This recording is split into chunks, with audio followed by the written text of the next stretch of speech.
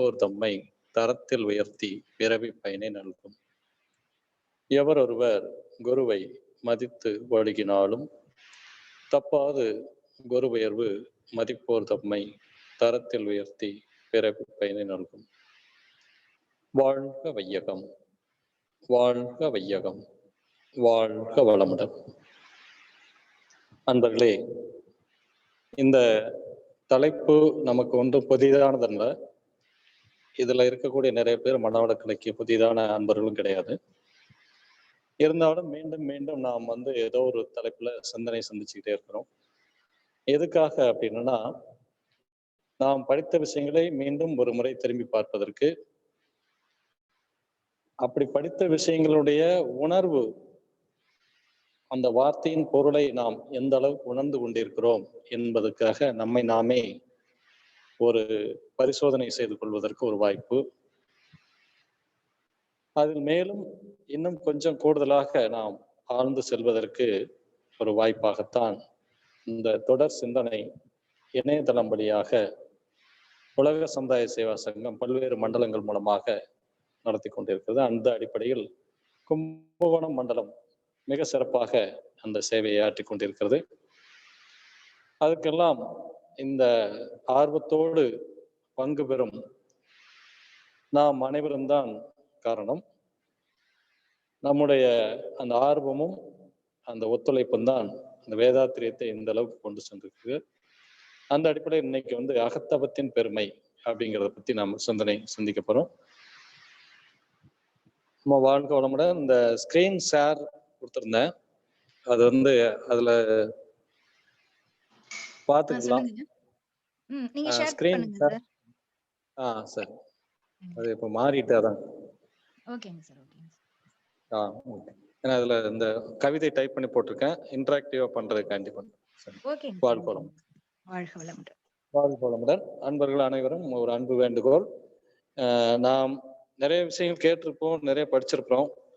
அதை கொஞ்ச நேரம் அந்த விஷயத்துல கொஞ்சம் ஒப்பீடு அந்த மாதிரி இதெல்லாம் கொஞ்சம் நிறுத்திவிட்டு, இதுல புதுசா கத்துக்கிற மாதிரி நாம் அந்த உணர்வுலே நாம் இருந்தால் நிச்சயமாக நமக்கு ஏதாவது ஒரு செய்தியாவது புதிதாக கிடைக்க வாய்ப்பு இருக்கு. ஏற்கனவே தெரிந்ததாக இருந்தாலும் பரவாயில்லை, நீங்க அதை திரும்ப ஒரு தடவை கேட்டுக்கிட்ட மாதிரி நினைச்சுக்கோங்க. இப்போ ஒரு சில கேள்விகள், அதுக்கு நீங்க பதில் சொல்லலாம் அல்லது சாட் பாக்ஸ்ல டைப் பண்ணி போடலாம். அகத்தவத்தின் பெருமை அப்படிங்கிறத பத்தி உங்களுடைய கருத்துக்கள் என்ன அப்படிங்கிறது நீங்க ஷேர் பண்ணலாம். அதுக்கப்புறம் என்னுடைய கருத்துக்களை மகரிஷியோட கவிதைகளோட சேர்த்து நான் ஷேர் பண்ணலாம்னு நினைக்கிறேன். ஒரு 5 நிமிடங்கள் அகத்தவம் பத்தி நீங்க என்ன நினைக்கிறீங்க அப்படிங்கிற பத்தி சொல்லலாம். ஒரு நிமிடங்கள் உங்களுடைய கருத்துக்களை சாட் பாக்ஸ்ல போடலாம். அகத்தவம் அதனுடைய பெருமை என்ன அப்படிங்கிறது சிம்பிளா ஒரு லைன் அல்ல 2 லைன்ல டைப் பண்ணி போடலாம். தவம் நம்மளுடைய வாழ்க்கைக்கு அவசியமா? இது ஒரு கேள்வி. இதுக்கு நீங்க பதில் சொல்லலாம். தவம் நம்மளுடைய வாழ்க்கைக்கு அவசியமா? எஸ் ஆர் நோ அந்த பதில் நீங்க டைப் பண்ணி போடலாம்.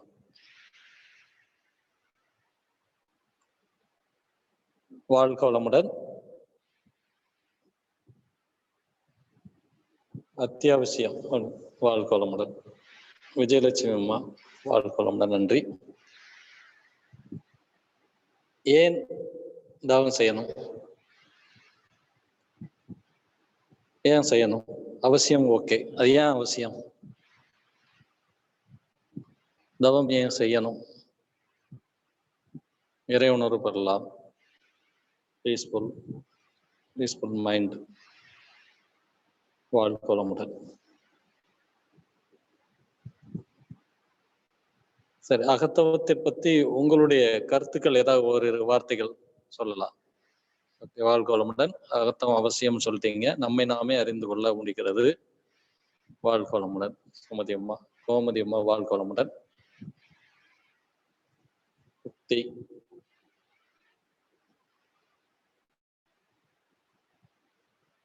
இதெல்லாம் நம்ம வார்த்தைகளாக நாம தெரியும்.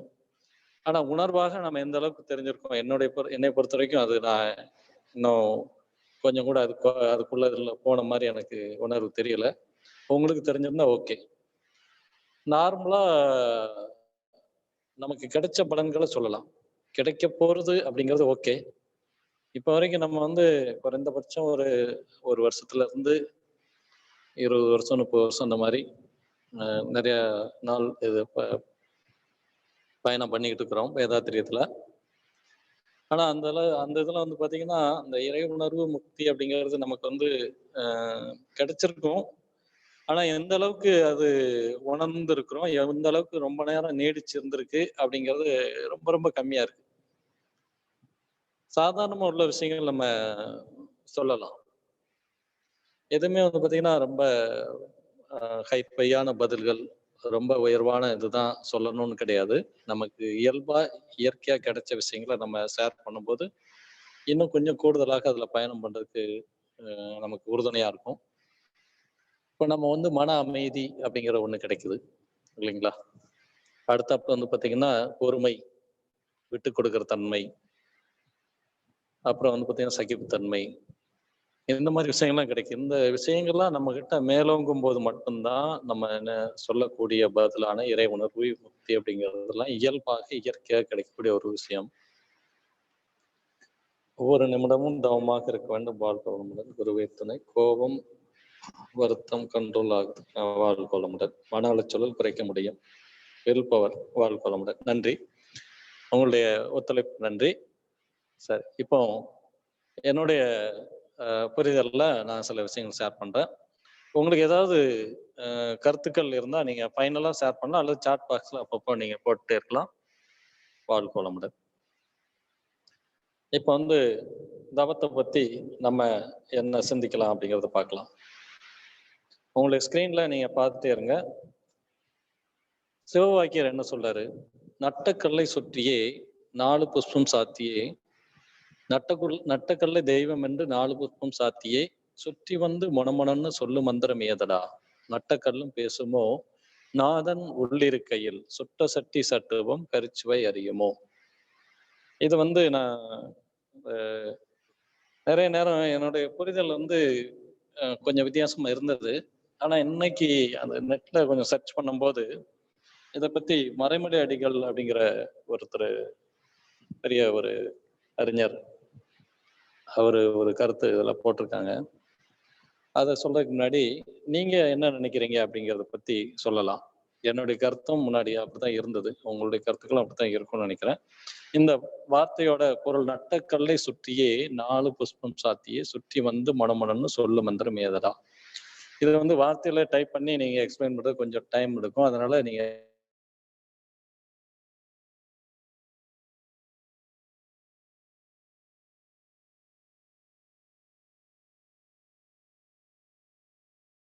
சுற்றியே வந்து சொல்லு மந்திரம் ஏதடா, இந்த வார்த்தையில என்ன சொல்ல வர்றாரு சிவவாக்கியர்.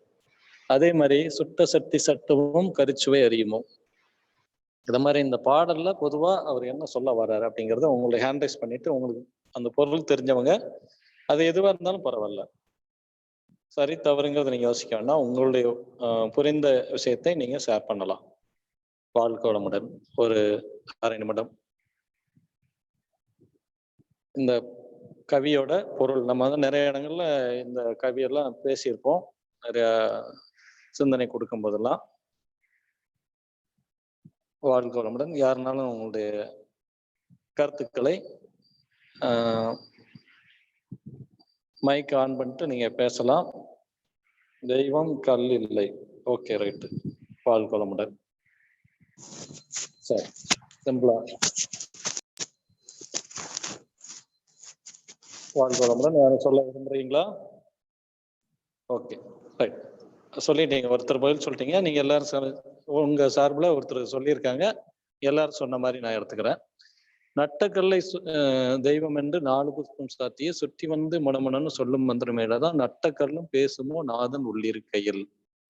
பொதுவா என்னுடைய ஒப்பீனியன் எப்படி இருந்ததுன்னா, நீங்க ஒருத்தர் ஷேர் பண்ண மாதிரி தான் என்னுடைய இது இருந்துச்சு. கல்லு எப்படி தெய்வம் ஆகும்? அது வந்து பேசுமா?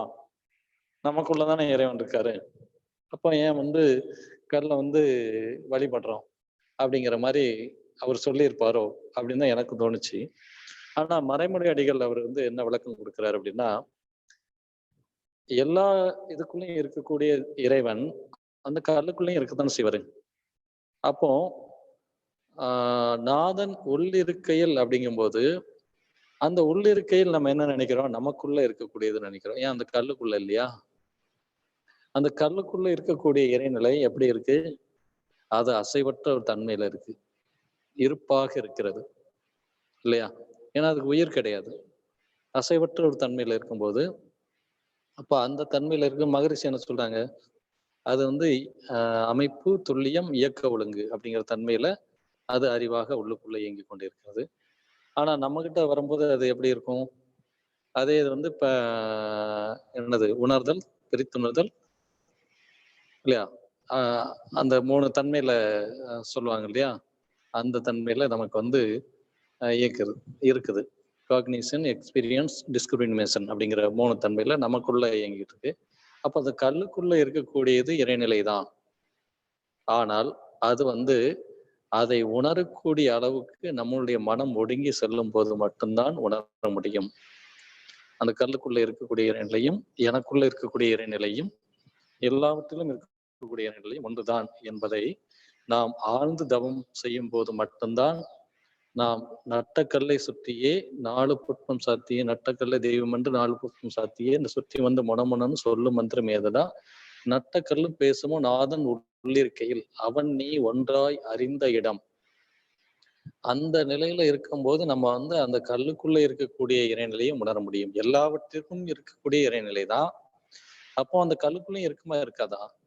சுத்த சட்டி சட்டுவும் கரிச்சுவை அறியுமோ அந்த சட்டியில கரிச்சுவை அது வந்து அறியலை அப்படிங்கறத நம்ம எப்படி கன்ஃபார்ம் பண்ண முடியும்? அதுக்குள்ள இருக்குது, ஆனால் அது வெளிப்படுத்தாம இருக்குது.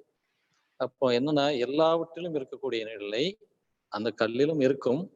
ஆனால் அதை உணர்ந்து கொள்ளக்கூடிய அளவுக்கு நம்மளுடைய மனம் ஆழ்ந்து செல்லவில்லை. அந்த கல்லோட ஃப்ரீக்வன்சி அளவுக்கு நாம் ஒன்றி செல்லவில்லை. அதுதான் நமக்கு வந்து உண்மையை தவிர இந்த பாடலோட பொருள் இப்படித்தான் இருக்கு அப்படின்னு சொல்லிட்டு மறைமலை அடிகள் அவருடைய கருத்தை அதுல நெட்ல பார்த்தேன்.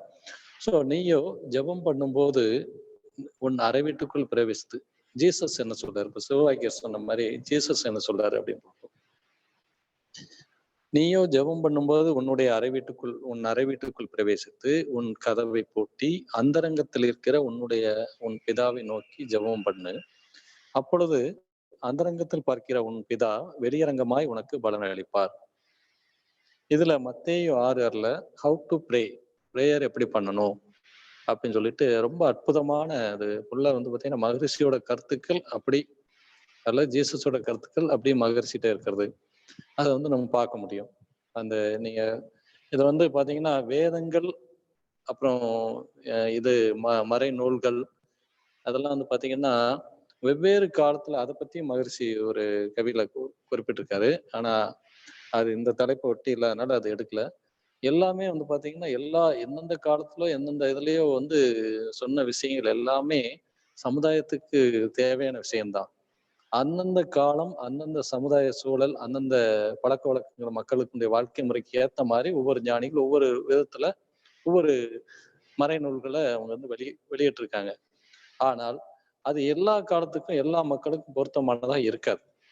ஆனா நமக்கு தேவையானதை மட்டும் நம்ம எடுத்துட்டு அதை வந்து தேவையில்லாத நம்ம வந்து நம்மளால புரிந்து கொள்ள முடியாததை விட்டுறலாம்.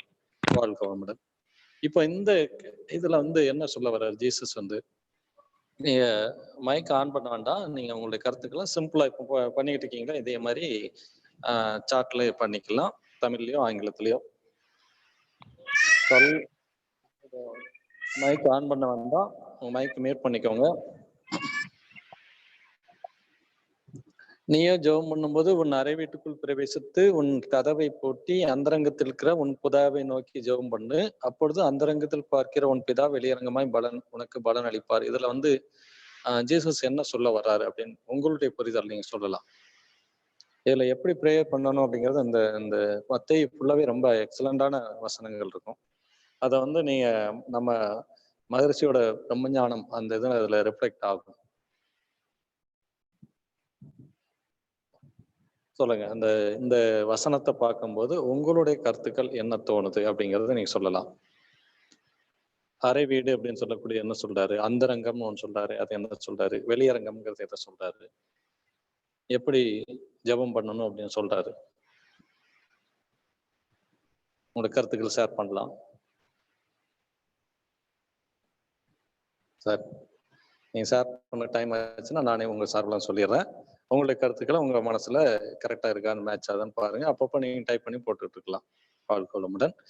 நீயோ ஜெபம் பண்ணும்போது உன் அறை வீட்டுக்குள் பிரவேசித்து உன் கதவை பூட்டி அந்தரங்கத்தில் இருக்கிற உன் பிதாவை நோக்கி ஜெபம் பண்ணு. அப்பொழுது அந்தரங்கத்தில் அந்தர் அப்படின்னா உள்ளே, அரங்கம் அப்படின்னா உள்ளே இருக்கக்கூடிய அறை. எது? மனதிற்குள்ளே இருக்கக்கூடிய அந்த வெளி, அதுக்குள்ள இருக்கக்கூடிய அந்த வெளியாக இருக்கக்கூடிய அந்த அதாவது சுத்த வெளியாக இருக்கக்கூடிய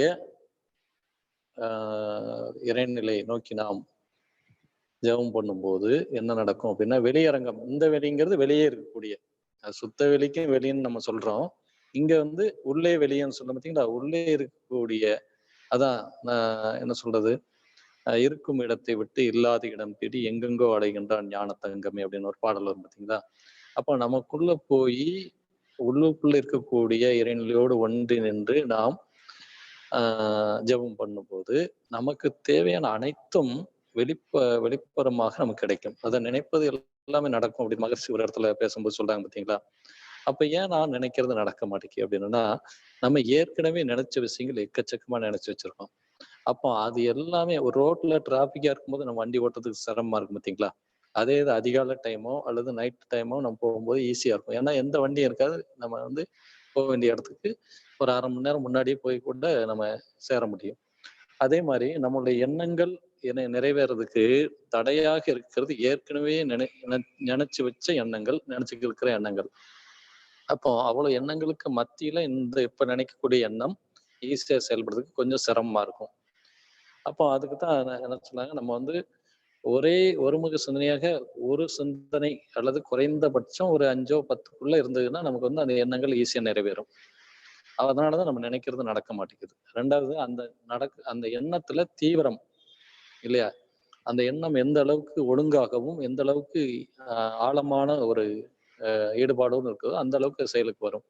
அதான் நீயோ ஜெபம் பண்ணும்போது உன் அறை வீட்டுக்குள் பிரவேசித்து உன் கதவை பூட்டி அந்தரங்கத்தில் இருக்கிற உன் பிதாவை நோக்கி ஜெபம் பண்ணு. அப்பொழுது அந்தரங்கத்தில் பார்க்கிற உன் பிதா வெளியரங்கமாய் உனக்கு பலன் அளிப்பார். அகத்தவ பெருமை. இப்ப மகரிஷி என்ன சொல்றாங்கன்னு பார்க்கலாம். அகத்தவத்தின் பொருள் கண்டு அதன் பெருமை உணர்ந்திடுவீர்.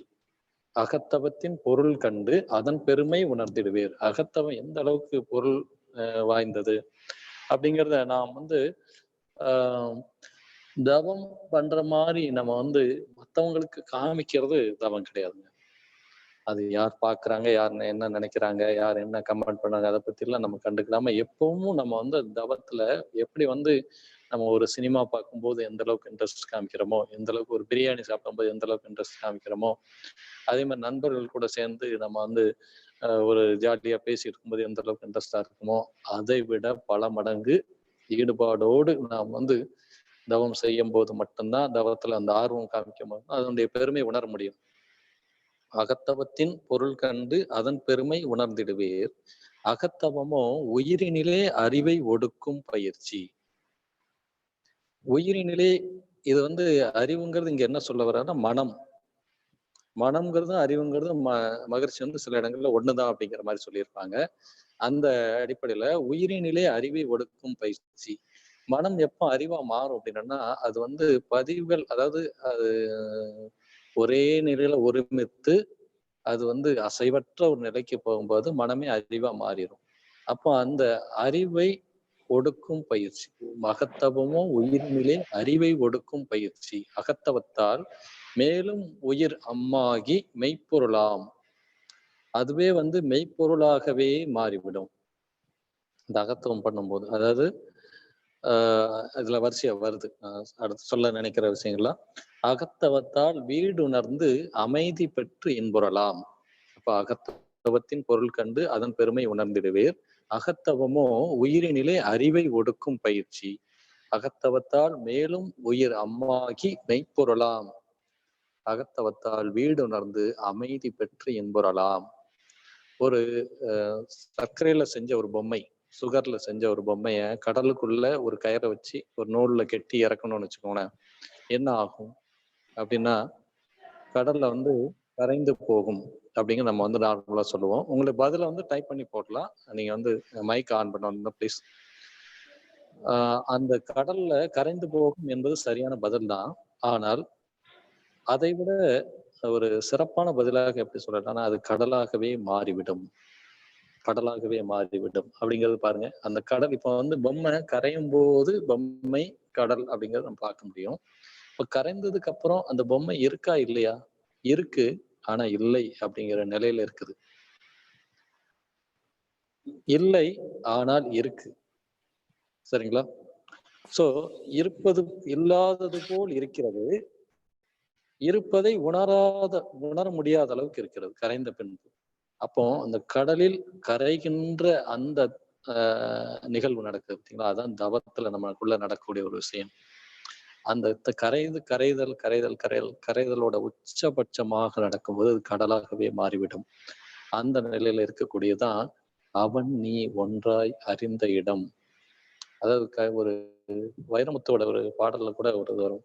கடல் கடல் கடல்ல விழும்போது மழைத்துளி விழுது. அதுல எந்த துளி மழைத்துளி அப்படின்னு நம்ம பார்க்க முடியும்? கடல்ல விழுந்த அடுத்த செகண்ட் பார்க்க முடியுமா? அது சினிமா பாடலா இருந்தா கூட அதுல அந்த வரி ரொம்ப அற்புதமான ஒரு கடல்ல விடக்கூடிய மழைத்துளியில எந்த துளி மழைத்துளி பார்க்க முடியாது. சோ அது மாதிரி நமக்கு அகத்தவத்தால் ஐம்புலனை அடக்கி அறிவறிந்திடலாம். அகத்தவத்தால தான் நம்ம முயற்சி பண்ணி அதை அடக்க முடியாது. ஆனால் அகத்தவம் நினைச்சுன்னா ஐம்புலனை அடக்கி அறிவு அறிந்திடலாம். ஐம்புலனை அடக்கும் போது என்ன நடக்கும்? அது இப்ப புலன்களை கடந்து மனதுக்கு போகுது. மனதை கடந்து உயிருக்கு போகுது. உயிரை கடந்து உள்ளே இருக்கக்கூடிய இறைநிலையோடு ஒன்றி இருக்கக்கூடிய ஒரு தன்மைக்கு அது போகுது. அகத்தவத்தால் 6 குண ஆளுமை பேர் அடைந்திடலாம். நம்ம ஆளுமை அப்படிங்கிறது எங்க நினைக்கிறோம்? மத்தவங்க மேல செலுத்தக்கூடிய ஒரு அதிகாரத்தையும் ஒரு இதையும் தான் நம்ம ஒரு செல்வாக்கு என்ன ஆளுமை அப்படின்னு நினைக்கிறோம். ஆனா உண்மையான ஆளுமை என்ன? 6 குணத்தை ஆளுமை பண்றதுதான். இப்போ மகாத்மா காந்திகிட்ட இருந்த விஷயம் பாருங்க, ரொம்ப எளிமை. ஆனால் உலகமே திரும்பி பார்க்கிற ஒரு தன்மையா மாறுச்சா? அவருடைய தன்மை, அவருடைய நடவடிக்கை, அவருடைய செயல்பாடுகள். அப்ப எந்த விஷயத்த அவர் ஆளுமை பண்ணார்னா, தன்னைத்தானே ஆளுமை பண்ணார். நான் எப்படி இருக்கணும்? நான் எப்படி மத்தவங்ககிட்ட ரியாக்ட் பண்ணணும்? நான் எப்படி இந்த விஷயத்த பார்க்கணும்? இந்த நபர்கிட்ட எப்படி பேசணும்? அப்படிங்கிறத நான் டிசைட் பண்ணணும். அந்த மாதிரி ஒரு ஒரு ஸ்டெடினஸ். அதே மாதிரி அப்துல் கலாம்கிட்ட இருந்த விஷயம் பாருங்க. அதே மாதிரி பெரிய பெரிய நபர்கள், அதே மாதிரி மகரிஷிட்ட இருந்த விஷயம் பாருங்களேன். எவ்வளவு எளிமை. இப்போ பாத்தீங்கன்னா நிறைய ஆன்மீக அமைப்புலாம் ஆன்மீகங்கிற பேர்ல பாத்தீங்கன்னா அதை பெரிய ஹைஃபையா ரொம்ப புரியாத வார்த்தைகள்லாம் பேசி அப்படியே மக்கள் அப்படியே அவங்க கூட வச்சிருக்கணும் அப்படிங்கிற மாதிரி ஒரு நிலையில தான் பெரும்பாலும் போயிட்டு இருக்கு. ஆனா மகரிஷிட்ட இருந்த திறமை, அறிவு, அவர்கிட்ட இருந்த ஒரு என்ன சொல்றது, ஒரு ஆழ்ந்த ஒரு ஞானம், இதை வச்சு அவர் எந்த மாதிரிலாம் பண்ணியிருக்கலாம். ஆனா அது எல்லாத்தையும் உணர்ந்த ஒரு ஞானி பாத்தீங்கன்னா அந்த அற்பமான விஷயங்களுக்கு போக மாட்டாங்க. அப்ப அவ்வளவு உணர்ந்த ஒருத்தர் எளிமையாக, மிக எளிமையாக ஒரு படிக்காதவங்களும் புரியும், ரொம்ப படிச்ச ஒரு சயின்டிஸ்ட் புரியும், அந்த அளவுக்கு கொடுத்திருக்காரு பாருங்க. அதுதான் இந்த ஆளுமை, தன்கிட்ட இருந்த ஆளுமை. 6 குணம் ஆளுமை பெயர் அடைந்துட்டால் நமக்கு அந்த தன்மை வரும். அகத்தவத்தால் இல்லறத்தை அன்பகமாய் மாற்றிடலாம். இல்லறத்தை அன்பகமா மாற்றிட முடியும். அகத்தவத்தால் அனைத்து உயிர்கள் அருநட்பை பெற்றிடலாம். அதாவது ஒரு விஷம் விஷம் இருக்கக்கூடிய ஒரு விலங்கு கூட நம்ம பக்கத்துல வரும்போது அது தன்னை மறந்து அது ஒரு நம்ம கூட ஒரு நட்பா மாறிடும். நம்மளையும் அது கூட ஒரு என்ன சக அதனுடைய இனம் மாதிரி நம்ம கிட்ட பாவிச்சு நம்ம கிட்ட பழக ஆரம்பிச்சிடும். அந்த அளவுக்கு ஒரு ஞானி ஒருத்தன் விஷம் ரொம்ப அதிகமா இருக்கக்கூடிய ராஜநாகத்தை கையில எடுத்துட்டு அது கூட பேசிக்கிட்டு இருப்பார் சொல்லுவாங்க. ஒரு பேராசிரியர் ஒருத்தர் பேசும்போது சொன்ன இது செய்தி கேட்ட ஞாபகம். அப்போ என்னன்னா அனைத்து உயிர்கள் அருநட்பை பெற்றிடலாம். இப்ப நான் கூட வண்டியில வந்துட்டு இருக்கும்போது பாத்தீங்கன்னா அதிகாலை டைம்ல இந்த யோகா நம்ம தியானம் சொல்லிக் கொடுக்க வரும்போது ஒரு நாய் விரட்டிட்டே வரும். அப்போ 2 3 நாள் அப்படியே சத்தம் போட்டுக்கிட்டே நான் வண்டியை அப்படி ஓரமா வந்துட்டு இருப்பேன். அப்ப எதுக்காக நம்ம வந்து சத்தம் போட்டுட்டு அதை பயந்துக்கிட்டு நம்ம வரணும்? அதுவும் என்னதான் பண்ணுதுன்னு பார்ப்போம். வண்டியை ஸ்லோ பண்ணி காலை ஊனிட்டு அந்த நாய்கிட்ட என்ன வேணும் அப்படின்னு கேட்டேன். உடனே அப்படியே நிக்குது. அர்க்காப்பு சொல்லிட்டே வண்டியில அந்த ஸ்ட்ரீட்ல வந்துட்டு இருந்துட்டு, அப்புறம் என்னதான் அந்த நாய் பண்ணுதுன்னு பார்ப்போம் அப்படின்னு சொல்லிட்டு நிறுத்திட்டு, என்னதான் வேணும் அப்படின்னு கேட்டோம்னா, அப்படி நின்னுட்டு அப்புறம் போயிட்டு அவ்வளவுதான். அதுக்கப்புறம் அதுல இருந்து வர்றது இல்ல. அப்படியே எப்பமாவது வந்தா கூட அதே மாதிரி ஸ்லோ பண்ணிட்டு காலை ஊன்ன உடனே அது போயிருது. அப்போ இது சின்ன எக்ஸ்பீரியன்ஸ் தான். இது மாதிரி நம்ம நிறைய எக்ஸ்பீரியன்ஸ் உங்களுக்கும் கிடைச்சிருக்கலாம். அகத்தவத்தால் அனைத்து உயிர்கள் அருநட்பை பெற்றிடலாம். அகத்தவம் தீவினை அகற்றும். அருள் நெறியை இயல்பாக்கும். அகத்தம் வந்து நம்மகிட்ட இருக்கக்கூடிய தேவையில்லாத, அதாவது ஒரு தீயில வந்து பாத்தீங்கன்னா எந்த பொருள் போட்டாலும் என்ன செய்யும், அது எரிச்சிரும். அத மாதிரி வந்து பாத்தீங்கன்னா அகத்தவம் வந்து தீவினை அகற்றும். அருள் நெறியை இயல்பாக்கும். நம்ம கிட்ட இருக்கக்கூடிய இந்த அன்பு, கருணை, அத மாதிரி இதெல்லாம் வந்து பாத்தீங்கன்னா இயல்பாகவே நமக்குள்ள வர ஆரம்பிச்சிடும். அகத்தவமே அகத்தவமே இறை வழிபாடு அனைத்திலும் ஓர் சிறந்த முறை. நம்ம வழிபடக்கூடிய எல்லா முறையிலையும் சிறந்த முறை வந்து பாத்தீங்கன்னா அகத்தவம் தான். அகத்தவமே உயிர் வழிபாடு அதனை விளக்கும் ஒளியாம். உயிர் வழிபாடு அதனை விளக்கும் ஒளி. அதாவது நான் எனது வாழ்நாளில் யாருடைய உடலுக்கும் மனதுக்கும் துன்பம் தர மாட்டேன். துன்பப்படும் உயிர்களுக்கு, இப்ப நம்ம துன்பப்படுவோர்னு சொல்றோம், துன்பப்படும் உயிர்களுக்கு என்னால் முடிந்த உதவிகளை செய்வேன் அப்படின்னு சொல்றோம் பார்த்தீங்களா? அந்த வார்த்தையின் பொருளாகவே நாம் மாறிடுவோம். அந்த வார்த்தையாக இல்லாம அந்த வார்த்தையின் பொருளாகவே. அப்ப எல்லா உயிரையும் மதிக்கணும் அப்படிங்கிற தன்மை வந்து அகத்தவம் ஆழ்ந்து பண்ணும்போது நமக்குள்ள இருந்து இயல்பாகவே வர ஆரம்பிச்சிடும். அகத்தவமே மதங்கள் எல்லாம் அடைய விரும்பும் முடிவு. மதங்களோட உச்சகட்ட முடிவு என்னன்னா அகத்தவம் தாங்க. இப்போ எந்த கோயில்ல எங்க போய் பாருங்க, இப்ப நம்ம வந்து கோயில்ல சுத்தி எல்லாம் பிரசாதம் வாங்குறோம், அப்புறம் வழிபாடு பண்றோம், எல்லாம் தவறு கிடையாது. முடிச்சுட்டு கடைசியில என்ன செய்யணும், ஒரு இடத்துல வந்து உட்கார்றோம் பார்த்தீங்களா? பெரும்பாலும் நம்ம அது உட்கார்றதுக்கு என்ன நினைச்சுக்கிட்டு இருக்கோம், அந்த வாங்கின சுண்டலையும் பொங்கலையும் பிரசாதத்தையும் சாப்பிடுறதுக்காக உட்கார்ந்துருக்கோம். ஆனா உண்மையிலே அதனுடைய அர்த்தம் என்ன அப்படின்னா, நாம் அந்த இடத்துல இருக்கக்கூடிய ஆற்றலை உள்வாங்கி நமக்குள்ள கொண்டு வர்றதுக்கும், ரெண்டாவது நம்முள்ள இருக்கக்கூடிய இறைநிலையை உணர்ந்து கொள்வதற்கு ஒரு அமைதியான ஒரு இடம். எல்லா இடத்துலையுமே, எல்லா கோயில்ல, எல்லா சர்ச்சில், எல்லா இதுலையுமே அந்த மாதிரி வந்து அமைதியா ஒரு இடத்துல உட்கார்ற மாதிரி ஒரு இது வச்சிருக்காங்க. பெங்களூர்ல நான் ஒரு சர்ச்சுக்கு போயிருந்தேன். அப்போ வந்து என்னுடைய உறவினர்கள் வந்து சில பேர் இந்த கிறிஸ்தவர்கள் இருக்காங்க. அவங்க கூட போயிட்டு இருக்கும்போது, அப்போ அது பெரிய ஒரு சர்ச். அதுல போயிட்டு வெளியே வரும்போது பார்த்தா ஒரு சின்னதா ஒரு ரூம் இருந்துச்சு. என்னன்னு பார்த்தா அதுல வந்து தியானம் பண்றதுக்குன்னு வச்சிருப்பாங்க. ஆச்சரியமா இருந்துச்சு. உள்ள போனா அவ்வளோ அமைதி. நம்ம அறிவித்தல் கோயில்ல இருக்கிற மாதிரி அதே அமைதி வந்து அந்த இதுக்குள்ள பார்த்தா. ஆனா 1, 2 பேர் தான் உட்கார்ந்துருந்தாங்க. ஒரு சின்னதா ஒரு நைட் லேம்ப் மாதிரி ஒரு லேம்ப் போட்டுருந்துச்சு. ரொம்ப அற்புதமா இருந்துச்சு. ஒரு 20 பேர் உட்கார்ற மாதிரி ஒரு ஹால். ஸோ அதே மாதிரி எல்லா இடத்துலயும் வந்து பாத்தீங்கன்னா, எல்லா கோயில்களையும் பாத்தீங்கன்னா தியானம் பண்றதுக்குன்னு ஒரு இடம் வச்சிருக்காங்க.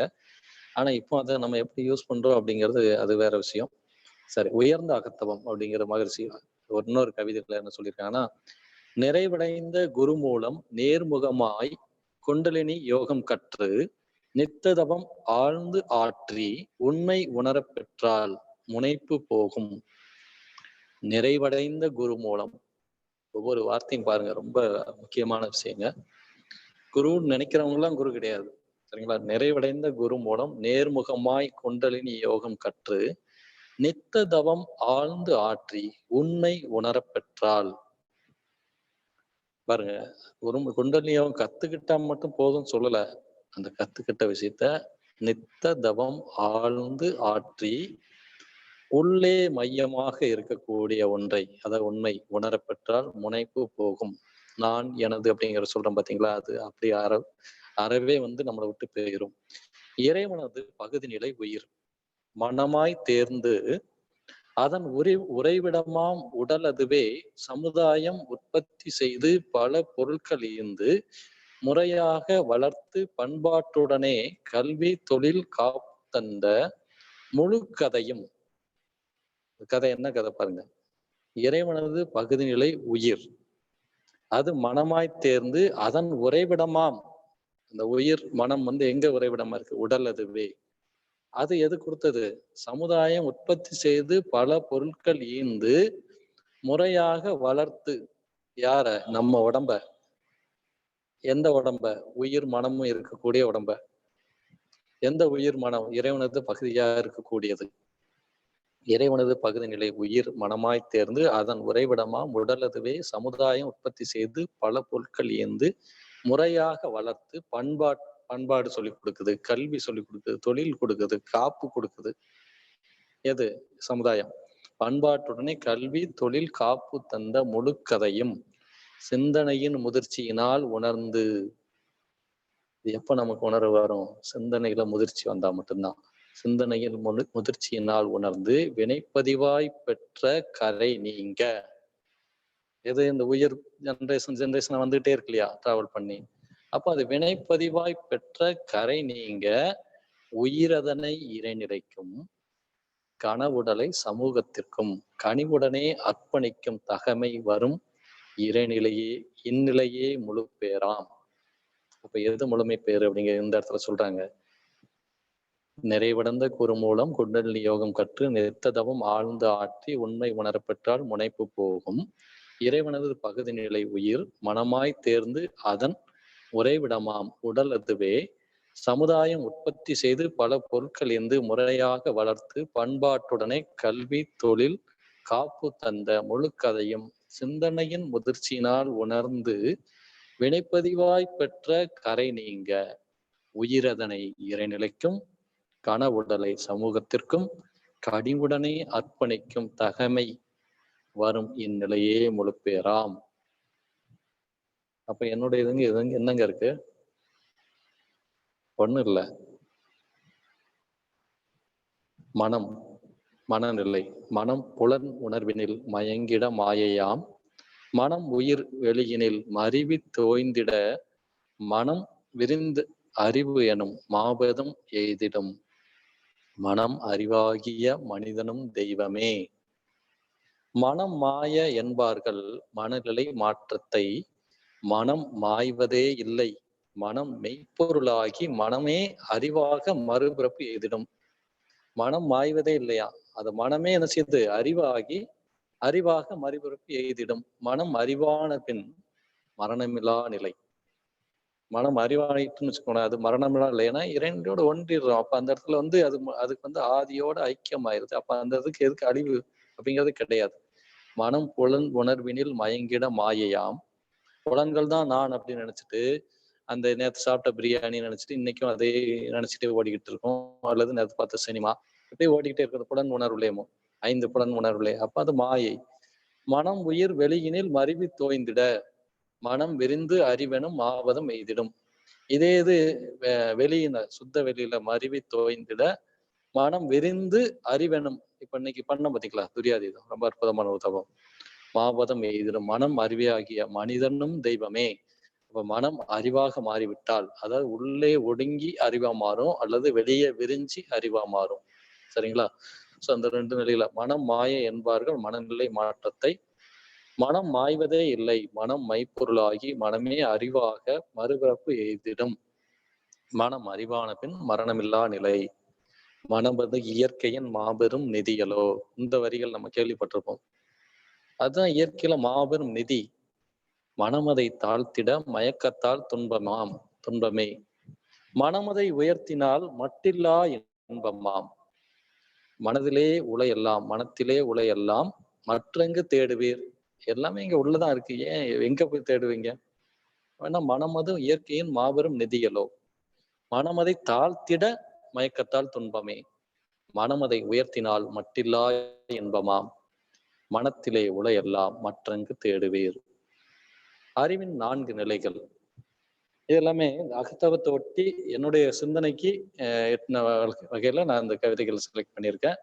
பொருத்தமாக தான் இருக்கும்னு நினைக்கிறேன். அப்படி இருந்தா நீங்க எடுத்துக்கலாம், அல்லது உங்களுடைய சிந்தனையின் பயனாக எது தோணுதோ அதை நீங்க எடுத்துக்கலாம். அகத்தவத்தின் பெருமை அப்படிங்கிறதுல அறிவின் 4 நிலைகள். அறிவறிய வேண்டுமெனில் புலன் கடந்து அறிந்துள்ள அத்தனையும் கடந்து நமக்குள்ள இருக்கக்கூடிய இறைநிலை அறிவாக இருக்குது அப்படிங்கிறத உணரணும்னா என்ன செய்யணும் அப்படின்னு சொல்றாரு. அறிவறிய வேண்டுமெனில் புலன் கடந்து அறிந்துள்ள அத்தனையும் கடந்து, இந்த புலன்கள் மூலமா பார்த்தது, கேட்டது, படிச்சது, வச்சது எல்லாத்தையும் கடந்து அறிவிற்கு இயக்கக்கள பொருள் பரமாணுவான உயிர்நிலையை உணர வேண்டும். அறிவுக்கு இயக்கக்கள பொருள் பரம அணுவான உயிர்நிலையை உணர வேண்டும். அறிவு அங்கே உயிராகும், துரியமாகும். அதாவது புலன்களை கடந்து நாம் அறிந்துள்ள அனைத்து விஷயங்களையும் கடந்து உயிராகவே மாறக்கூடிய ஒரு நிலை, அது இது துரியமாகும். அறிவு அங்கே உயிராகும், துரியமாகும். அதையும் கடந்து அந்நிலையும் கடந்து விட துரியாதீதம். அது அற்புதமான தவம் தான் நம்ம இன்னைக்கு பண்ண ஒரு அருமையான தவம், துரியாதீதம். அறிவந்த 4 நிலைகளில் அவ்வப்போ அனுபவமாய் நின்று நின்று பழக வெற்றி. எது? புலனை கடந்து, ரெண்டாவது அந்த நாம் அறிந்த விஷயங்களை கடந்து, அப்புறம் உயிர்ல ஒடுங்கி நின்று, அதுக்கடுத்து உயிரையும் கடந்து இந்த அறிவாக மாறக்கூடிய ஒரு நிலை துரியாதீதம். இந்த 4 நிலையில நம்ம அவ்வப்போ அனுபவமாய் நின்று நின்று பழக வெற்றி. நிறைவாக இந்த கவியை சொல்லிட்டு நம்ம நிறைவு பண்ணலாம். இந்த ஒரு கவியை நம்ம 1 மணி நேரம் சொல்லலாம், அந்த அளவுக்கு உள்ள விஷயம். ஆனால் காலத்தின் கட்டாயம் கருதி இதை சுருக்கமாக சொல்லுவோம். இறைநிலையோடு எண்ணத்தை கலக்க விட்டு. எப்போ நமக்கு நிறைநிலை வரும்? இறைநிலையோடு எண்ணத்தை கலக்க விட்டு. நான் ஏற்கனவே சொன்னேன் பார்த்தீங்களா, ஒரு சுகர்ல செஞ்ச ஒரு பொம்மையை கடலுக்குள்ள கெட்டி இறக்கும் போது என்ன ஆகும்? இதே மகரிஷி இன்னொரு உதாரணம் சொல்லுவாங்க. ஸ்பாஞ்ச், தண்ணி. ஸ்பாஞ்சுனா நம்ம இந்த ஒரு ரூபா நோட்டு என்றதுக்கெல்லாம் ஒரு தண்ணி தொட்டு இப்படி எண்ணுவாங்க பார்த்தீங்களா, அந்த அந்த ஸ்பாஞ்சு தண்ணிக்குள்ள போட்டோன்னா என்ன ஆகும்? தண்ணிக்குள்ள அப்படி ஊறும். அப்புறம் அந்த தண்ணியை விட்டு இந்த ஸ்பாஞ்ச் எடுத்துட்டோம்னா தண்ணிக்குள்ள ஸ்பாஞ்ச் இருக்கும், ஸ்பாஞ்சுக்குள்ள தண்ணி இருக்கும். அது பிழிஞ்சாச்சுன்னா அதுல இருந்து தண்ணி வரும். அப்போ அது ரெண்டுமே ஒண்ணுக்கு ஒண்ணு கலந்துருது பார்த்தீங்களா. அதே மாதிரி பயிறு, பாசி பயிறு சொல்லுவாங்க, அதை தண்ணிக்குள்ள போடும்போது அது உள்ளுக்குள்ள ஊறி அதுவும் இதுவும் ஒண்ணா மாறிடுது பாருங்க. இது மாதிரி நிறைய உதாரணங்கள் சொல்லலாம். ஆனால் அதை உணர்வாக நாம் பெறணும்னா துரியாதீதம் ஆழ்ந்து பண்ணும்போது அந்த உணர்வு நமக்குள்ளேயும் கிடைக்கும். எப்படி? இறைநிலையோடு எண்ணத்தை கலக்க விட்டு ஏற்படும் போர் அமைதியிலே விழிப்பாய் நிற்க. ஏன்னா நம்ம எதை நினைக்கிறோமோ அதுவாகவே உருமாறும் இல்லை. எப்பொருளை, எச்செயலை, எக்குணத்தை, எவ்வுயிரை ஒருவர் அடிக்க நினைத்தால் அப்பொருளின் தன்மையதாய் நினைப்போரது ஆற்றல் அறிவினிலும் உடலினிலும் மாற்றம் காணும். ஏன்? இப்பெருமை இயல்போக்க நீதியாகும். இப்ப இறைநிலையோடு எண்ணத்தை கலக்க விட்டு எப்பொருளை, எச்செயலை, எக்குணத்தை எதை நினைச்சாலும் அதுவாகவே மாறுறோம் பார்த்தீங்களா. அப்போ அப்பொருளின் தன்மையதாய் நம்மளுடைய அறிவிலும் உடலிலும் மாற்றம் வருது இல்லையா. அப்ப இறைநிலையோடு எண்ணத்தை கலக்க விட்டு, அப்ப கலக்க விடும்போது என்ன நடக்கும் அப்படின்னா ஒரு அமைதி நிலை வந்துடும். அதாவது தூக்கத்துல கிடைக்கக்கூடிய அதே உணர்வு அந்த இடத்துல என்ன செஞ்சிடக்கூடாது? தூங்கிடக்கூடாது. அதான் ஏற்படும் ஒரு அமைதியை விழிப்பாய் நிற்க நிறைநிலையே தானாக உணர்வதாகும். அப்படி என்னாச்சுன்னு இருக்கும், நமக்குள்ள நிறைநிலை தானாக உணர்வதாகும். அதுக்கு எந்த முயற்சியும் பயிற்சியும் பண்ண தேவையில்லை. அந்த இடத்துக்கு போவது வரைக்கும் தான் நம்மளுடைய வேலை. கடல், ஆறு, கடலை அடையும் வரை ஆறு. அது அடைந்த அந்த சனம், அந்த செகண்ட் அது என்ன, அது கடலாகவே மாறிடுது. கடலுக்குள்ள அது கடந்ததுக்கு அப்புறம் ஆத்து தண்ணியை தனியா பிரிச்சு எடுக்க முடியுமா? முடியவே முடியாது. அத மாதிரி நிறைநிலையே தானாக உணர்வதாகும். நித்தம் நித்தம் உயிர் உடலில் இயங்க மட்டும் எப்போ வரைக்கும் பண்ணணும்? நித்தம் நித்தம் உயிர் உடல்ல இயங்கும் மட்டும் எப்படி பண்ணணும்? உறைந்து உறைந்து இந்நிலையில் பழகி கொள்ள. பால்ல தயிர் கொஞ்சோண்டு ஊத்தணும், இதுக்கு உரமோர் ஊத்தும் போது என்ன நடக்குது? பால் தயிர் தனித்தனியா தான் இருக்கு கொஞ்ச நேரம் வரைக்கும். அந்த பாலோட சுவை தயிராகவே கொஞ்சம் கொஞ்சமா மாறி மாறி மாறி முழுவதுமாக தயிராக மாறுது. எப்போ? அது உறைய உறைய உறையத்தான். அப்போ உறைந்து உறைந்து இந்நிலையில் பழகி கொள்ள என்ன நடக்கும்? உலக இன்பங்களிலே அளவு கெட்டும். உலக இன்பங்களிலே அளவு கெட்டும். அதை தேவையில்லாம எந்த ஒரு பொருளையும் வாங்கணும், தேவையில்லாம எந்த ஒரு விஷயத்தையும் சேர்க்கணும் அப்படிங்கிற உணர்வு குறைஞ்சி தேவையானது மட்டுமே மனசு போகும். கரை நீங்கி அறிவு மெய்ப்பொருளாய் நிற்கும். நம்ம கிட்ட இருக்கக்கூடிய பதிவுகள்லாம் நீங்கி அறிவு வந்து மெய்ப்பொருளாகவே மாறிடும். கரைந்து போம் தன்முனைப்பு. நம்மகிட்ட இருக்கக்கூடிய அந்த சர்க்கரை அப்படியே சுகர் வந்து கரைந்து அப்படியே கடலாகவே மாறுது பாருங்க. கரைந்து போம், அது கரைஞ்சு போகுது பார்த்தீங்களா? அதே மாதிரி கரைந்து போம் தன்முனைப்பு காணும் தெய்வம். இறைவன் இறைவன் மட்டுமே அங்க இருப்பார், வேற எதுவுமே இல்லை. அகம் பிரம்மாஸ்மி அப்படிங்குள்ள நமக்குள்ள உணர்வாக வந்துடும். வாழ்க வளமுடன். ஸோ அதனால அகத்தவம் அப்படிங்கிறது நமக்கு வந்து ரொம்ப ரொம்ப முக்கியமான ஒன்று. அதனுடைய பெருமையை என்னுடைய சித்தறிவுக்கு எட்டிய நிலையில குருவோட ஆசையோட கொடுத்துருக்குறேன். உங்களுக்கு எந்த அளவுக்கு பயனுள்ளதா இருக்கோ அந்த அளவுக்கு எடுத்துக்கோங்க. இதுக்கு மேலே சிந்தனை உங்களுக்கு இருந்ததுன்னா நீங்களும் ஆழ்ந்து சிந்தனை பண்ணுங்க. வாழ்க வளமுடன். இந்த சிந்தனைக்கு வாய்ப்பு கொடுத்த கும்பகோணம் மண்டலத்திற்கும் இதில் பங்கு பெற்ற அனைத்து அன்பர்களுக்கும் நன்றிகளை காணிக்கையாக்கி கொண்டு வாழ்க வளமுடன் என்ற வாழ்த்துக்களோடு நிறைவு செய்கிறோம். வாழ்க வளமுடன். வாழ்க வளமுடன். நன்றிங்க ஐயா. அகத்தவத்தின் பெருமை அப்படின்ற தலைப்பை எடுத்துக்கிட்டு ஐயா அழகா அந்த பிபிடி ப்ரெசன்டேஷன்ஸ்லாம் ஒவ்வொரு ஸ்லைடா நமக்கு போட்டு நம்மளையும் அவர் கூட இன்டராக்ட் பண்ணிக்கிட்டு ரொம்ப அருமையா ஒரு செஷன் சார் எடுத்தாங்க. ரொம்ப நன்றிங்க ஐயா. மகரிஷியுடைய கவிகளை சொல்லி அதுக்கான பொருள் விளக்கங்களையும் ரொம்ப அருமையா கொடுத்தீங்க. ரொம்ப நன்றி. நம்ம அடுத்த நிகழ்வு அனுபவ உரை. அன்பர்கள் தங்களுக்கான அனுபவங்களை ஐயாவுடன் பகிர்ந்து கொள்ளலாம். வாருங்கள். முதலில் நம் இணைப்பில் இணைபவர் புருஷோத்தமன் ஐயா அவர்கள்.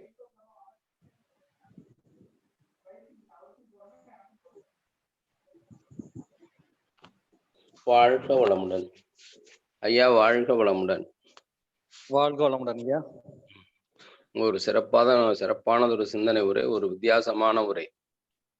மகரிஷியினுடைய கைவிகளை எடுத்துக்கொண்டே பைபிளோடு ஒப்பிட்டு உள்கருத்துக்களை உணர்ந்ததை உணர்ந்தவாறு தெல்ல தெளிவாக சொல்லி இருக்கிறீங்க. அவனில்தான் நீ, உன்னில் அவன், அவன் யார் நீ யார் பிரிவேது என்ற அடிப்படை கருத்தும், உன்னிலே நான் அடங்க என்னுடைய நீ விளங்க உனது தன்மை ஒளிர எனதுள்ளம் தூய்மை என்ற கருத்துக்களுக்கு அடிப்படையாக எடுத்துக்கொண்டு உணர்ந்ததை மிக தெளிவாக அழகாக சொல்லி இருக்கிறீங்க. ரொம்ப அற்புதம் ஐயா. உங்களுடைய பணி சிறக்க, உங்களுடைய அருட்பேராற்றல் கருணையினாலும் குருவினுடைய திருவனாலும் நீங்களும் உங்கள் அன்பு குடும்பமும் உங்களுடைய ஆன்மீக தூண்டும் பல்லாண்டு சிறந்து வாழ இறையருளும் குருகுலம் உங்களோடு இருந்து இந்த ஆன்மீக தொண்டில் மென்மேலும் சிறந்து விளங்க வாழ்க வளமுடன், வாழ்க வளமுடன், வாழ்க வளமுடன் என்று இறைநிலை நின்று குருவின் திருவடி பற்றி வாழ்த்தை நிறைவு செய்கிறேன் ஐயா. வாழ்க வளமுடன், வாழ்க வளமுடன். வாழ்க வளமுடன். நன்றிங்க ஐயா. வாழ்க வளமுடன். வாழ்க வளமுடன் ஐயா. அடுத்து நம் இணைப்பில் இணைபவர் மன்னன் உமாசங்கர் ஐயா அவர்கள். வாழ்க வளமுடன் ஐயா. வாழ்க வளமுடன் ஐயா. இப்பங்க அகத்த ஆய்வுக்கு ஒரு பேராமீட்டர் இருக்குது. இந்த மாதிரி ஏற்கனவே நான் கவலைப்பட்டு இருந்தேன், கோவப்பட்டு இருந்தேன், இப்ப நல்லா இருக்கேன் அப்படிங்கிறது. இந்த அகத்தவத்துக்கு என்னங்க நமக்கு அதுக்கு ஒரு பேராமீட்டருங்கிறது எப்படிங்க நம்ம தெரிஞ்சுக்கிறது? பேராமீட்டருங்க எனக்கு அந்த அளவுக்கு தெரியலைங்கய்யா. ஆனா நம்மளுடைய நடவடிக்கைகள் எப்படி இருக்குன்னு மத்தவங்க நம்மளை பார்த்து சொல்றாங்க இல்லையா, அதை வச்சு தெரிஞ்சுக்கலாம். ஏன்னா நமக்குள்ள இருக்கக்கூடிய விஷயத்த நாம சொல்றதை விட மத்தவங்க நமக்கு சாட்சி. அதெல்லாம் பேராமீட்டர்ஸ். அது எப்படி நம்மளுடைய நடவடிக்கைகள் மாறி இருக்கு, நம்மளை பார்த்து எத்தனை பேர் கேட்டு வர்றாங்க, எத்தனை பேர் நம்ம கிட்ட ஐடியா கேட்கறதுக்கோ ஆலோசனை கேட்கறதுக்கோ வர்றாங்க, அதை வச்சு நாம தவம் பண்றதுல வந்திருக்கு அப்படின்னு தெரிஞ்சுக்கலாம். அது அகத்தாய்க்கும் வரும். அகத்தவம் அப்படிங்கிறது நமக்கு உணர்வாகவே சில விஷயங்கள் இன்னைக்கு இது நடக்கும் அப்படிங்கிற மாதிரி அந்த சில அனுபவங்கள் ஒருத்தருக்கு கிடைக்கும். அது அந்த மாதிரி விஷயத்த நம்ம அகத்தவத்துல கொஞ்சம் அவரவர்கள் தான் அனுபவிக்கணும். ஆனா அவரவங்க தான் தெரிய முடியும். சாட்சி சொல்லுவாங்க, நம்ம எப்படி இருக்கோங்கிறது சாட்சி சொல்லுவாங்க. ஆனா நமக்குள்ளதான் அது உணர முடியும். நமக்குள்ள எப்படி ஒரு பதட்டமான ஒரு சூழ்நிலை இருக்கும்போது ஒரு அமைதி எப்படி வருது அப்படிங்கிற மாதிரி நம்ம இப்ப ஒரு உதாரணத்துக்கு ஒரு பாம்பு பாக்குறோம், பார்த்த உடனே நம்ம டக்குன்னு பதறி ஓடணும் அப்படிங்கிறது தோணும். சரி வந்தா என்ன செய்யுது அது அப்படிங்கிறத பார்த்து அதை அடிச்சா கூட தப்பு கிடையாது. ஆனா உடனே அது பதட்டப்பட்டு இது பண்றதை விட அது நிதானமா ஹேண்டில் பண்ணக்கூடிய ஒரு தன்மை வந்து நமக்கு தவம் ஆழ்ந்து பண்ணும்போது அது வரும். ஒவ்வொரு ஆமாங்க. சூழ்நிலையும் நம்ம எப்படி அதுல நம்ம அதுல என்ன ஒரு உட்கருத்துக்காக நான் கேக்குறேங்க, இப்ப புத்தர் பெருமான் வந்து இந்த தவசீலரா இருந்து அவர் நடந்து வந்தாருனாக்கா, அவருக்காக அவரை கொல்றதுக்காக அனுப்பப்பட்ட யானை கூட எப்படி இந்த நாயை பார்த்த உடனே உங்களை நின்னுச்சோ, அது மாதிரி அந்த யானை திரும்பி போயிடுச்சான், படுத்துருச்சான். அது ஆமா, மாதிரி நம்ம கிட்ட வந்து உண்மையிலேயே ஒரு அன்பு கருணைங்கிறது இயல்பா வந்துரும் இல்லையா? அப்ப ஆட்டோமேட்டிக்கா உயிர் வந்து அதுக்கும் 5 அறிவு வரைக்கும் இருக்கு இல்லையா? 4 அறிவு வரைக்கும் இருக்கு இல்லையா? ஆனா அந்த அப்ப அது உணரும்ல, சென்ஸ் பண்ணும்ல. அப்ப நம்ம ஃப்ரீக்வன்சி அதனுடைய ஃப்ரீக்வன்சி மேட்ச் ஆகும்போது, சரி இப்போ நம்ம ஃப்ரெண்டு மாதிரி தான் இவரை அவர் விட்டுருவோம் அப்படிங்கிற மாதிரி அது வந்துடும் மனசுக்குள்ள. சரிங்க, ரொம்ப நன்றி. பண்ணும்போது அவர் வாடிய பயிரை கண்டபோது நான் வாடினேன் அப்படிங்காரு. நம்ம அந்த அளவுக்கு பார்த்தோம்னா அட்லீஸ்ட் ஒரு நம்ம 4 காலில் நடக்கக்கூடிய உயிர் இந்த மாதிரி இருக்கிறது கொஞ்சம் நம்ம அது அன்பு கருணைங்கிறது வரணும். சரிங்க, ரொம்ப நன்றி. சரிங்க, வாழ்க வளமுடன். வாழ்க வளமுடன் ஐயா, நன்றி. நம் அடுத்த நிகழ்வு வாழ்த்துக்கள். இன்று நல்லதொரு துரியாதீத தவத்தை இயற்றி தந்த நம் சிறப்பு விருந்தினர் பேராசிரியர் அருள்நிதி ராசாத்தி காசிநாதன் அம்மா அவர்களை வாழ்த்தி மகிழ்வோம். வாருங்கள் நண்பர்களே, அனைவரும் துரிய நிலைக்கு வந்து விடுவோம். பேராசிரியர் அருள்நிதி ராசாத்தி காசிநாதன் அம்மா அவர்கள் வாழ்க வளமுடன். அவர்களின் உடல் நலம் வாழ்க வளமுடன். அவர்களின் மனவளம் வாழ்க வளமுடன். அவர்களின் குடும்ப வளம் வாழ்க வளமுடன். அவர்கள் வாழ்க்கை வளங்கள் அனைத்திலும் சிறந்தோங்கி ஆன்மீக வாழ்விலும் மென்மேலும் உயர வாழ்க வளமுடன். இன்று அகத்தவத்தின் பெருமை என்ற தலைப்பிலே சிறப்பானதொரு சிந்தனை விருந்தளித்த நம் சிறப்பு விருந்தினர் பேராசிரியர் அருள்நிதி ஆர் பாலமுருகன் ஐயா அவர்கள் வாழ்க வளமுடன். அவர்களின் உடல் நலம் வாழ்க வளமுடன். அவர்களின் மன வளம் வாழ்க வளமுடன். அவர்களின் குடும்ப வளம் வாழ்க வளமுடன். அவர்கள் வாழ்க்கை வளங்கள் அனைத்திலும் சிறந்தோங்கி ஆன்மீக வாழ்விலும் மென்மேலும் உயர வாழ்க வளமுடன். இன்று மகரிஷியின் கவியை இசைத்த கலாவதி அம்மா அவர்கள் வாழ்க வளமுடன். அவர்களின் உடல் நலம், மனவளம், குடும்ப வளம், வாழ்க்கை வளங்கள் அனைத்தும் சிறந்தோங்கி ஆன்மீக வாழ்விலும் மென்மேலும் உயர வாழ்க வளமுடன். அடுத்து ஃபீட்பேக்காக விஜயலட்சுமி அம்மா இணைந்திருக்காங்க. அம்மா நீங்க அன்மியூட் பண்ணிக்கோங்கம்மா.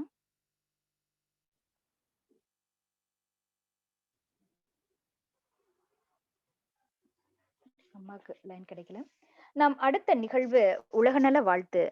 உலகநல வாழ்த்தை பாடி இன்றைய நிகழ்ச்சியை நிறைவு செய்வதற்காக பேராசிரியர் அருள்நிதி புருஷோத்தமன் ஐயா அவர்களை அன்போடு அழைக்கிறோம்.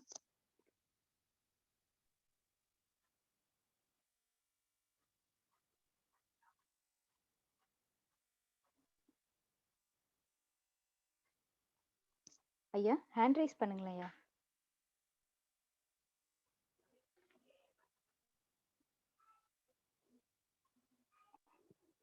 ஐயா நம்பரே உலகநல வாழ்த்து பாடுறதுக்கு விருப்பம் உள்ளவங்க ஹேண்ட் ரைஸ் பண்ணலாமா?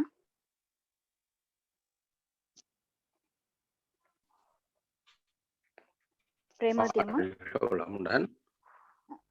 வாழ்க வளமுடன். பாடுங்க ஐயா.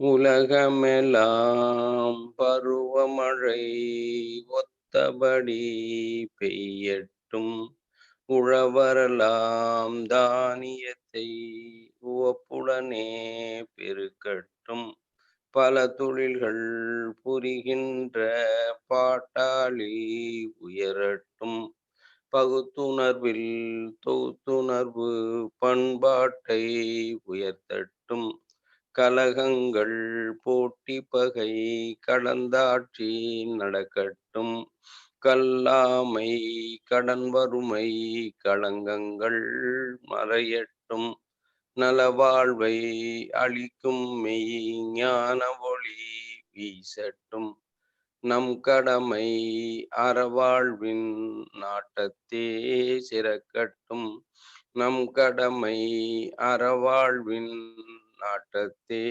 சிறக்கட்டும், நம் கடமை அறவாழ்வின் நாட்டத்தே சிறக்கட்டும், வாழ்க வையகம், வாழ்க வையகம், வாழ்க வளமுடன். அமைதி. வாழ்க வளமுடன். வாழ்க வளமுடன். நன்றிங்க ஐயா. இன்றைய நிகழ்வு இனிதே நிறைவு பெறுகிறது. இந்நிகழ்ச்சியில் கலந்து கொண்டு இறை உணர்வு பெற்ற வேதாத்திரி அன்பர்கள் அனைவரையும் வணங்கி வாழ்க வளமுடன் என்று வாழ்த்தி உலக சமுதாய சேவா சங்கம் கும்பகோணம் மண்டலம் சார்பாக விடைபெறுகிறோம். நாளை மாலை மீண்டும் 5 மணிக்கு இணைப்பில் இணைவோம். வருங்கள் நண்பர்களே. நன்றி. வாழ்க வளமுடன்.